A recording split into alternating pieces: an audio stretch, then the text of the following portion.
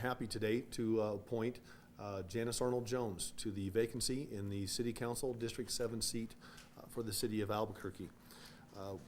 Amy Bailey will be proceeding with the swearing-in ceremonies after a few brief comments by myself, and then we'll have Ms. Jones Arnold-Jones make some comments as well, and then we'll be happy to answer any of your questions.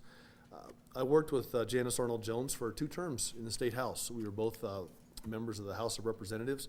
I've seen Janice's passion for transparency, for good government. She was on the Tax and Revenue Committee. She's really one of the great minds in the legislature, a very smart individual, very passionate, very driven individual. And I can tell you when this vacancy came up for District 7 seat, Janice was very proactive in seeking the appointment.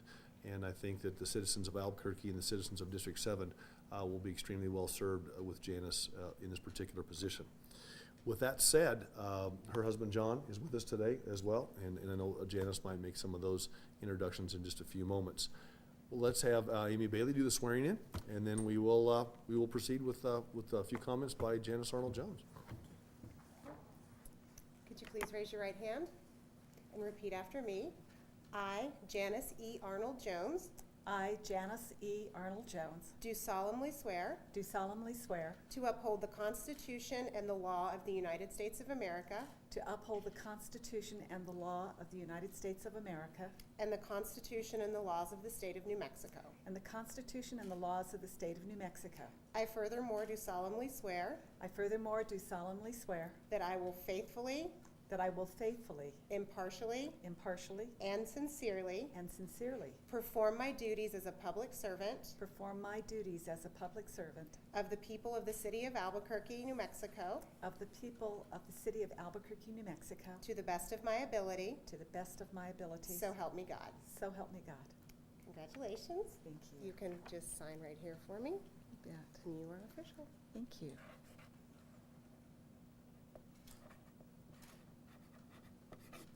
All right. Congratulations, Counselor. Thank you. Thank you very much. Mayor, thank you very much. Thank you. Your new city councilor. It's a tall podium. I had it made for me, so you I don't, was- you don't have to stand behind it. All right, I'll step over here. Mayor, thank you very much for this honor. It is a privilege. I tend to be brief. As a longtime resident of District 7, going all the way back to being the secretary of the District 7 Coalition, it is an honor to be able to serve the neighborhood that we reside in. And I am looking forward to moving this city forward. It is a gem, not only in the state of New Mexico, but in our nation. And I'm excited to contribute to innovating and furthering all of the good reasons that we live in Albuquerque. And thank you so much. And I'm happy to answer any questions. Are you going to start right away collecting the signatures you would need for petitions to be able to run for the district seat this fall, or is it, yeah, is it? Can I wait till tomorrow? But the answer is if you're asking me, will I seek election to this seat? Yes. Thank you. The mayor mentioned that he was impressed with your commitment to transparency and good government. What other sorts of priorities or qualities could people expect out of you as a counselor? I am detail-oriented. I like to be prepared and fully understand an issue. There are certain principles that I adhere to in good government, and probably the most foundational one is that the people have a right to know, and that as we perform our duties, they should be fully aware and not particularly surprised. And those are things that is a method of operation that I have subscribed to in the legislature, and I'm sure I will continue.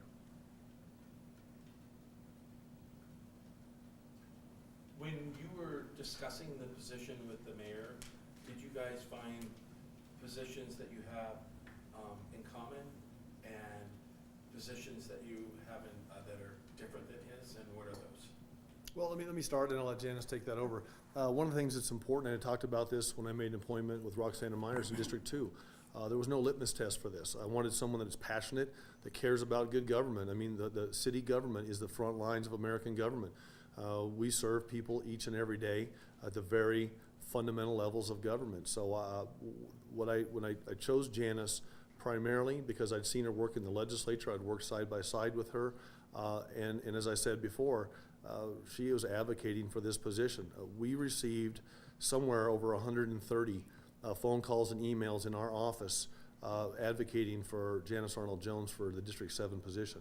That tells me she was out advocating like I would expect her to do for her district.